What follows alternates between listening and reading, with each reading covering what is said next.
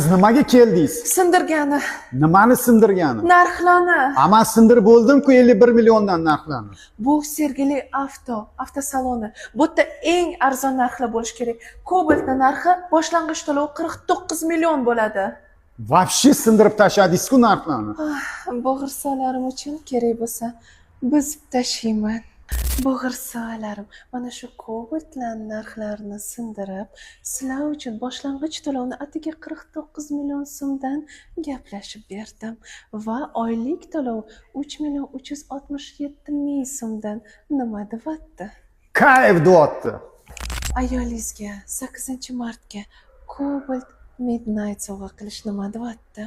Boshlang'ich to'lovi atigi 4350 dollar va oylik to'lovi esa atigi 3 million 561 ming so'mdan nima deyapti?